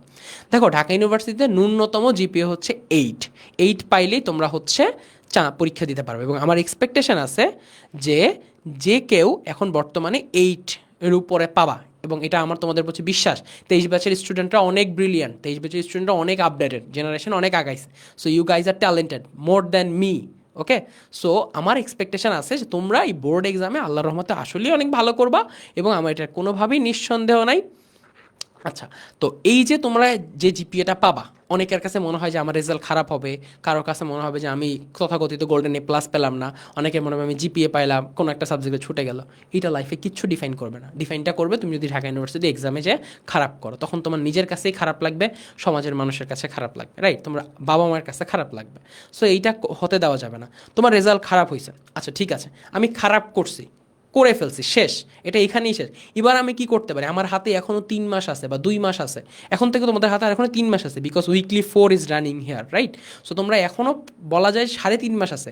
3.5 মাস যদি প্রত্যেক দিন নিজেকে একটু একটু একটু একটু করে পুশ করো, এবং তোমার যদি গ্রাফটা একদম এক্সপোনেনশিয়াল না হলেও, তোমার যদি গ্রাফটা কার্ভেচার হলো একটা পর্যায়ে যে উপরে উঠতে থাকে, তোমার এই জিপিএটা কিন্তু তোমাকে ইফেক্ট করবে না। যে তোমার এই ঢাকা ইউনিভার্সিটি 20 মার্ক জয়েন হয়, এটা সবার ক্ষেত্রেই হবে। এবং তোমার জিপিএ যদি কমও হয়, হাইয়েস্ট হলে 2-1 মার্ক এদিক ওদিক হবে। এবং এই জিপিএর জন্য কেউ আসলে বেঁধে থাকে না। তোমার যদি মনে হয় আমি 4.5 পেলাম, আমার জিপিএ খারাপ, আমার তো মার্কস কাটা যাবে, তুমি এক্সামে মার্কস বেশি পাও। তুমি আগে টার্গেট করছো ঢাকা ইউনিভার্সিটি 70, এখন 75 টার্গেট করো। মানুষের পক্ষে তো অসম্ভব কিছুই না। তোমার কম্পিটিটর আসলে কে? তুমি নিজে। তুমি যদি ভালো মার্কস করো, তাহলে কি তোমাকে কেউ ঠেকায় রাখতে পারবে ঢাকা ইউনিভার্সিটি থেকে চান্স পাইতে? কত লক্ষ পরীক্ষা দিচ্ছি, ইট ডাজেন্ট ম্যাটার। তুমি কি রেজাল্ট করতেছো, এটা ডাজেন্ট ম্যাটার। তোমার কাছে ম্যাটারটা করতেছে কি, আমি ওই দিন এক্সিকিউটটা কীভাবে করতে পারছি। যেমন আমার ক্ষেত্রে আমি বলি, আমি ওই দিন এক্সিকিউটটা আমার অতটা মন মতো করতে পারিনি, অ্যান্ড তার ইফেক্ট আমার রেজাল্টে, রাইট? সো আমি দেখা যায় এসিএস এর উইকলি এক্সামে ভালো রেজাল্ট করেও আমি এক্সপেক্ট করতেছিলাম আরেকটু ভালো হবে, কিন্তু আসলে ভালো হয়। তাহলে এক্সিকিউশন ইজ ইম্পর্টেন্ট হেয়ার। আমার কিন্তু এখন কেউ জিজ্ঞাসা করে না যে আবির তুমি হচ্ছে এইচএসিতে কত পাইছিলে, এবং আমি হঠাৎ করে অবাক হইলাম যে অনেকদিন পর একটা প্রশ্ন আসলে, ভাই এ প্লাস পেয়েছিলেন? আমি বেশ এক্সাইটেড হইলাম যে ওয়াও, অনেকদিন পর প্রশ্নটা কেউ করছে। এটা ম্যাটার করে, এটা খুবই ইম্পর্টেন্ট একটা জিনিস ছিল। এবং রায়ন ভাই আমাকে দেখাচ্ছিল বারবার যে দেখো দেখো এই প্রশ্নটা আসতেছে। সো আমি খুব বেশি আমি অবাক হয়েছিলাম যে এটা আসলো। কারণ দিন শেষে ওইটাই জিজ্ঞেস করে, বাবা তুমি কোথায় পড়তেছো? অ্যান্ড ভাইয়ের সাথে আমার যেদিন প্রথম পরিচিত হয়েছিল, ভাইয়া আমাকে জিজ্ঞেস করো তুমি কোথার আসলে। আমি বলছিলাম ভাই আমি ঢাকা ইউনিভার্সিটিতে। ভাই বলো ওয়াও, তুমি তো আমার ইউনিভার্সিটি। সো দেখছো পরিচিতিটা কোথায় যে ঠেকছে। সো তোমার এই একটা রেজাল্ট তোমাকে ডিফাইন করতে পারে না। তোমাকে ডিফাইন করতে পারতেছে কে? তোমার পরিশ্রম, তোমার ডেডিকেশন, তোমার সাকসেস, রাইট? সো তুমি কি করতেছো, ইটস ইম্পর্টেন্ট। সো এবার যে জিনিসটা তোমাকে ফোকাস করতে হবে, রেজাল্ট দিছে ফেব্রুয়ারি একটা দিন রেজাল্ট দিবে, ভুলে যাবা যে ফেব্রুয়ারি 28 দিন ছিল, আরও একটা দিন মাইনাস করে দাও, কতদিন হলো? 27 দিন, রাইট? এবার ওইটার ইফেক্টের জন্য আমি শিওর ভাইয়ারা তোমার আবার কিছু বকাঝকা করবে, প্রতি ব্যাচেই করে, এবং আমার কাছে খুব ইন্টারেস্টিং লাগে। কারণ এই বকাঝকাটা এতটাই ইফেক্টিভ, এবং আমার কাছে খুব ভালো লাগে। আমার মনে হয় কি যে সাকিব ভাই আমাকে সামনে বসে বকতেছেন, আমার কাছে খুব ভালো লাগে যে এই বকাঝকাটা ওই সময় আমার কাছে এত ফিল হয়েছিল যে আমার টাচ করছিল যে হ্যাঁ ভাইয়ারা হচ্ছে আমার সামনে বসে বকা দিচ্ছেন। অপার ভাইয়ের মোটিভেশন এখন শুনলেও মনে হয় যে ওই দিনের মোটিভেশন ছিল অসাধারণ, এবং ওইটা আমাকে এখনও হচ্ছে ইন্সপায়ার করে। আমি মাঝে মাঝে দেখি যে ভাইয়ারা কী মোটিভেশন বলেন, খুবই অসাধারণ এই জিনিসগুলো, রাইট? সো তোমাকেও মনে রাখতে হবে যে এই জিনিসগুলো হচ্ছে তোমাকে ট্যাকেল করা শিখতে হবে। এই যে একজন অলরেডি মেসেজ করছো যে 4.94 পেলে আমি কি, আরে বাবা তোমার রেজাল্ট তো হয়ই না রে ভাই। তোমার রেজাল্ট এখনও তুমি জানো না, জানার পরে না ডিসিশন। তুমি অলরেডি কেউ ইঞ্জিনিয়ারিং প্রিপারেশন নিচ্ছে, কেউ ভার্সিটি, কেউ মেডিকেল, সো এদেরকে কন্টিনিউ করবা। আচ্ছা, জিএসটির জিপিএ যারা আসো, জিএসটির জিপিএ এর ক্ষেত্রে একই, যে এসএসসি এইচএসসিতে 3.5 ন্যূনতম লাগবে অ্যাপ্লিকেশন করার জন্য। আমার 100% বিশ্বাস আছে এখানে ম্যাক্সিমাম মানুষের এর দিয়ে অনেক উপরে থাকবে, এবং জিএসটির আসলে কোনো ইফেক্ট করে, it's kind of an mandatory. আচ্ছা, ঢাকা ইউনিভার্সিটির যে তোমার 20 মার্ক থাকে, আমি একটা স্লাইড হচ্ছে যদি নেই, সো সো আমরা জাস্ট একটা স্লাইড নিব, স্লাইড নিয়ে আমি জাস্ট দেখাতে যাচ্ছি। সো আমাদের কাছে এসএসসির হচ্ছে আমার জিপিএ, আর আমার কাছে কার জিপিএ আছে, এইচএসসির, রাইট? সো এসএসসির জিপিএ থাকবে, এইচএসসির জিপিএ থাকবে, এই দুইটাকে কম্বাইন করে আমি আসলে কত পাচ্ছি, 20। সো এইখান থেকে মোটামুটি হচ্ছে 60% হচ্ছে আসবে, অ্যান্ড এইখান থেকে তুমি আসলে যেটা পাবা সেটা হচ্ছে তোমার 40%, ওকে? এবং এই দুইটাকে কম্বাইন করে তুমি আসলে তোমার রেজাল্টটাকে হচ্ছে পেয়ে যাচ্ছ। এটাই হচ্ছে আমাদের ঢাকা ইউনিভার্সিটির নিয়ম। তাহলে বুঝতেই পারছো 2-1 পয়েন্ট বা 0.5 কমার জন্য যে অনেক ইফেক্ট পড়বে তা কিন্তু না, রাইট? আবার এখানেও যে অনেক ইফেক্ট পড়বে সেটাও কিন্তু না। যুদ্ধটা আসলে এই 100 মার্কের, এই 100 মার্কেই হচ্ছে কি মেইন গোলটা সেট করে দিবে। এখানে ভাই আমি একটা সহজ হিসাব বুঝি, তোমরা না অনেক বেশি পরিমাণে মানে বেশি হচ্ছে কনফিউজ হয়ে যাও। দেখো, খুবই সহজভাবে আমি যদি তোমাদেরকে একটা বলি, কেউ যদি 70+ মার্কস পায়, আবারও বলতেছি, কেউ যদি ঢাকা ইউনিভার্সিটির এক্সামে 70+ মার্কস পায়, তাহলে তার জিপিএ যাই থাকুক, আমি অবশ্যই শিওর তার পজিশন মিনিমাম 1000-এর ভিতরে আসবে। ভাইয়া 1000-এর ভিতরে আসলে ইঞ্জিনিয়ারিং সাবজেক্ট পাবে না ভাইয়া? আমার 70+ ছিল। ভাইয়া 70+ ছিল, ঠিক আছে, আমি কিন্তু ক্লোজ 70 ছিলাম, তার জন্য আমার পজিশন 1000-এর বাইরে চলে গেছে। মানে ইটস অলওয়েজ সেম, রাইট?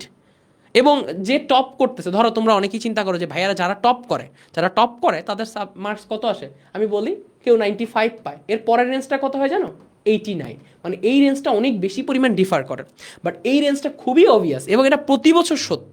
আমার ব্যাচ, ভাইয়াদের ব্যাচ, এর পরের ব্যাচ, সবগুলোতে সেম দেখছি, ইভেন 22 ব্যাচেও দেখছি 70+ মার্কস। 22 ব্যাচের কোশ্চেন তো টাফ হয়েছে, ওদের জন্য আরও কম ছিল, ওরা যারা 67 বা 68 পাইছে তারাই অনেক ভালো করে ফেলছে, রাইট? সো তোমার টার্গেট আসলে কি? এ দেখো, টার্গেট ইজি করে দিছি একদম। এরপরে আর বলবা না যে ভাই আর মোটিভেশন দরকার আছে, একদম পিওর মোটিভেশন। ঢাকা ইউনিভার্সিটি পরীক্ষায় 23 ব্যাচের জন্য 70% মার্কস তুলতে পারলেই Dhaka university engineering subject confirm, শেষ।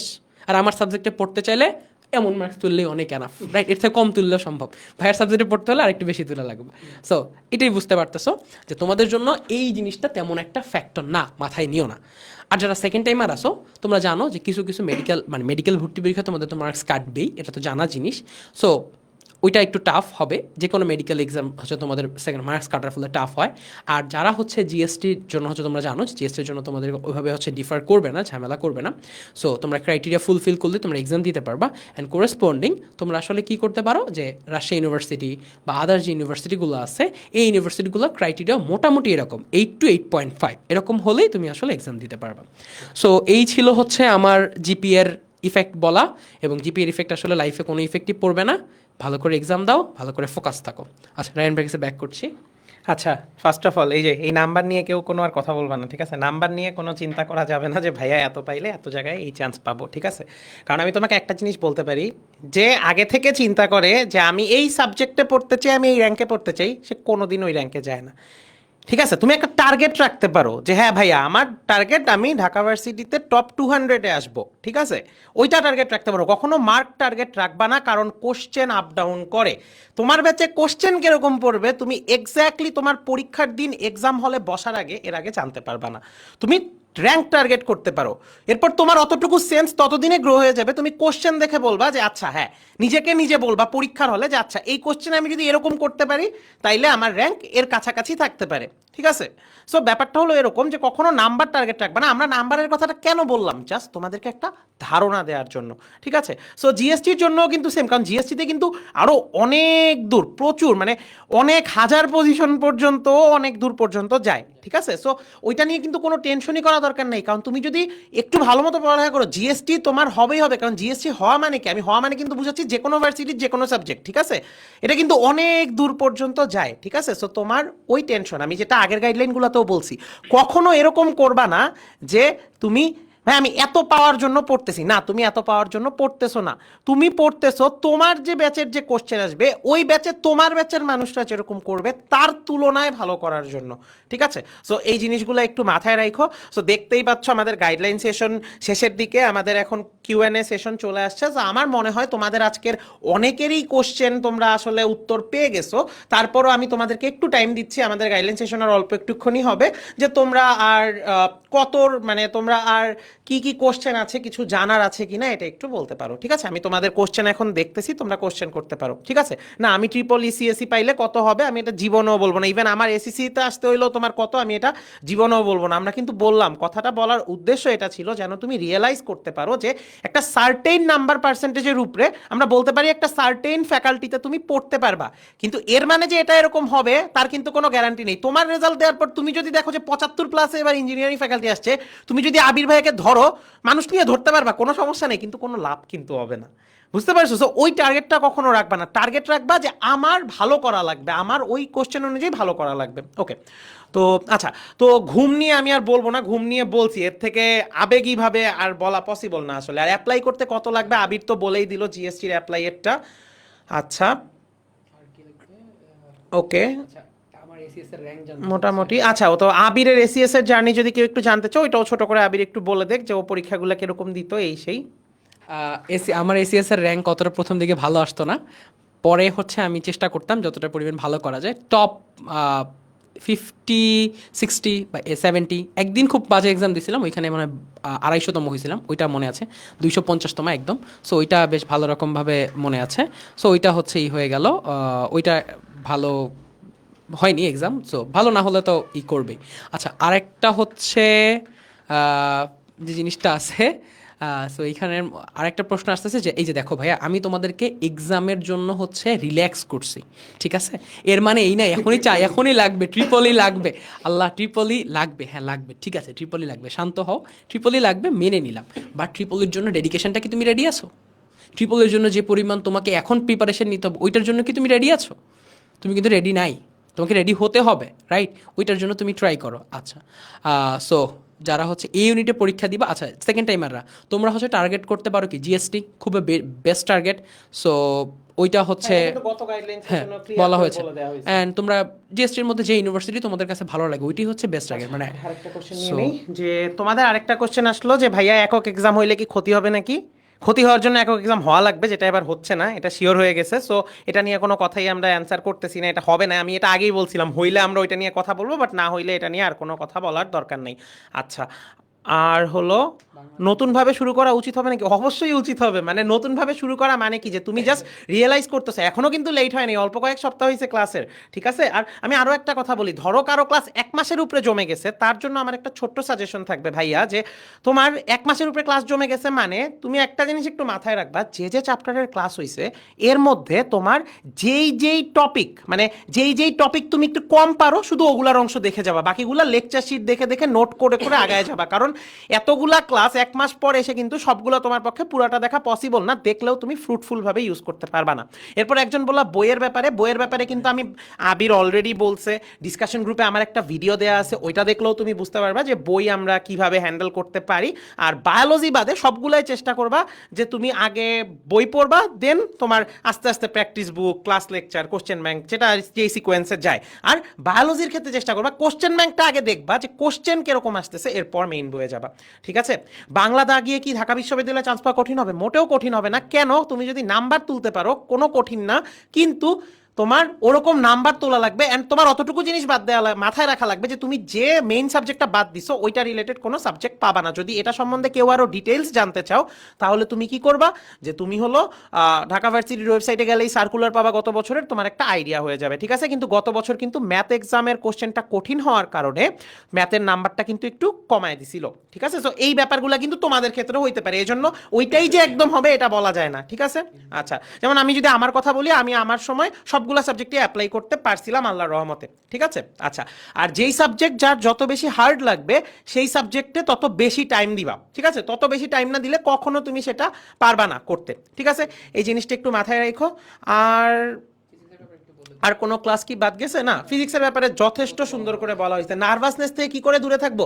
নার্ভাসনেস এমন একটা জিনিস, তোমার প্র্যাকটিস তোমার নার্ভাসনেস দূর করবে। তোমার প্র্যাকটিস যত স্ট্রং, তোমার প্রিপারেশন যত স্ট্রং, সে পরীক্ষার হলে তত কম নার্ভাস। ঠিক আছে? তো এই জিনিসটা একটু মাথায় রেখো। আমি নিজেই ঢাকা ভার্সিটির পরীক্ষার প্রথম 10 মিনিট আমার হাত এমনি এমনি কাঁপতেছিল। সো এই জিনিসগুলো কিন্তু হয়, এরপরও কিন্তু মানুষজন চান্স পায়। ঠিক আছে? সো এটা কোনো মেজর ইস্যু না। ওকে, এখনো একটা ক্লাসও ভালো মতো করিনি। আমি তো বললামই যে একটা ক্লাসও করো নাই, সে কিভাবে কি করতে পারো। ঠিক আছে? আর এক্সামে টাইম ম্যানেজমেন্ট নিয়েও অনেক সুন্দর করে বলে দেওয়া হয়েছে। সাস্ট নিয়ে তোমাদের গত দিন সাস্ট নিয়ে মানে গত 2 গাইডলাইন সেশনেও কথা বলা হয়েছে। আজকেরটা যেহেতু উইকলি এক্সামের ট্যাকটিক্স ছিল, আমার মনে হয় যে উইকলি এক্সামের ট্যাকটিক্স তোমরা খুব সুন্দর করে বুঝে গেছো।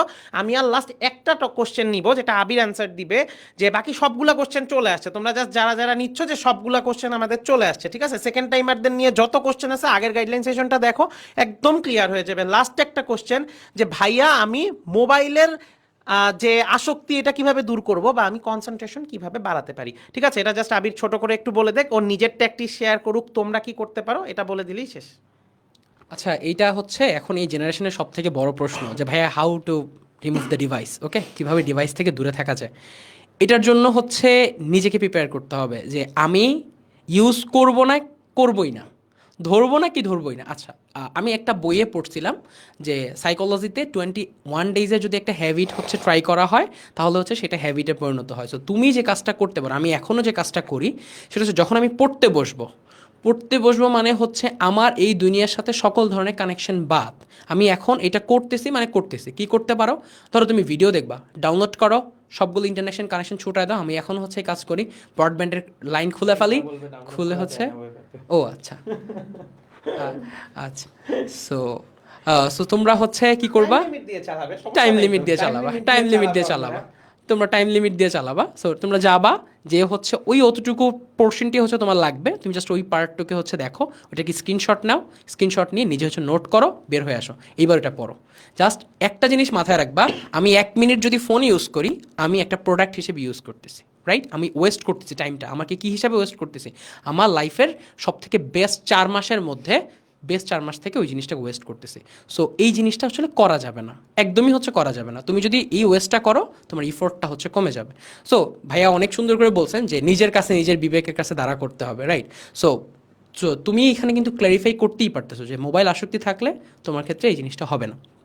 So thank you. আচ্ছা, তো কোন কোশ্চেন ব্যাংক কিনবা, কোনটা কিভাবে পড়বা, আমার মনে হয় এটা 3 গাইডলাইন সেশনের মধ্যে সবচেয়ে সুন্দরভাবে আবির বলে দিছে যে কিভাবে কি পড়বা। ঠিক আছে? তো কিভাবে কি পড়বা প্রতিটা সাবজেক্টের জন্য আলাদা আলাদাভাবে বলা আছে। যে কোনো টেকনিক্যাল বিষয়ের জন্য আমি রিকোয়েস্ট করতেছি পেজে মেসেজ দিতে, তাহলেই তোমার প্রবলেম সলভ করে দিবে। আর বাকি সবগুলা কোশ্চেন কিন্তু চলে আসছে। একজন বারবার বলতেছে ভাইয়া বিউপি নিয়ে কিছু বলেন। একটা জিনিস আমি তোমাকে বলে দেই, আমি নিজে পার্সোনালি দায়িত্বটা তোমাদের কাছে নেয়া অলরেডি, এবং আমি আবারও বলতেছি প্রতিটা ডেডিকেটেড পরীক্ষার আগে আমি তোমাদের কাছে নিজে গাইডলাইন সেশনে ওই ভার্সিটির মানুষ এনে নিজে থাকবো সাথে, তোমাদের ওই এক্সাম সম্বন্ধে একদম বিস্তারিত যা যা দরকার সব কিছু জানতে পারবা। কিন্তু ঝামেলা হইল যে তোমার এখন নিজের আগে ঠিকমতো পড়া লাগবে। কারণ এক্সাম যেন তোমার এরকম হয় না যে ভার্সিটি ওরিয়েন্টেড প্রিপারেশন, তুমি এমনভাবে প্রিপারেশন নাও যে তুমি ভার্সিটিকে চুজ করতে পারবা, ভার্সিটি যেন তোমাকে চুজ না করে। ঠিক আছে? সো এই জিনিসগুলো একটু মাথায় রেখো। বাকি সবগুলা কোশ্চেনের অ্যান্সার দেওয়া হয়েছে। আশা করি আজকের গাইডলাইন সেশনটা তোমাদের জন্য অনেক হেল্পফুল ছিল। তোমরা আবিরকে ক্ষণে ক্ষণে আরও দেখতে পারবা, তোমরা ওকে গ্রুপেও অনেক দেখো, যেহেতু আমাদের এক্সাম টিম নিয়ে সর্বক্ষণ আমাদের সাথে কাজ করতেছে। সো বেস্ট অফ লাক সবাইকে, ইনশাল্লাহ নেক্সট গাইডলাইন সেশনে দেখা হচ্ছে। আর আজকে তোমাদের এই যাবতীয় এখনকার যতগুলো টপিক সবগুলো কভার করার চেষ্টা করছি। আমার সবার কাছে একটা ছোট্ট রিকোয়েস্ট থাকবে, পড়ালেখা একটু ঠিক মতো করো। ঠিক আছে? পড়ালেখা একটু ঠিক মতো করো, তুমি একটু টাইম ম্যানেজ করার চেষ্টা করো, টাইম মেনটেন করার চেষ্টা করো, নিজেকে নিজে মেনটেন করো। আমি তোমাকে হাজারবার বললেও তুমি যদি নিজেকে একবার বুঝাইতে পারো তোমার মাথায় যে আমি এভাবে নিজেকে মেনটেন করতে চাই, ওইটা তোমার জন্য আমার কথার থেকে তোমার নিজের জন্য নিজের কথা তার থেকে 100 গুণ বেশি উপকারী হবে। ঠিক আছে? সো এই জিনিসগুলো একটু মাথায় রেখো। আর যেসব ক্লাসের কথা চাচ্ছ এগুলো তো আসলে দেয়াই হচ্ছে। ঠিক আছে? সো এই তো, আল্লাহ হাফেজ সবাইকে। ইনশাল্লাহ নেক্সট গাইডলাইন সেশনে নতুন কোনো একটা টপিক নিয়ে দেখা হবে। টাটা।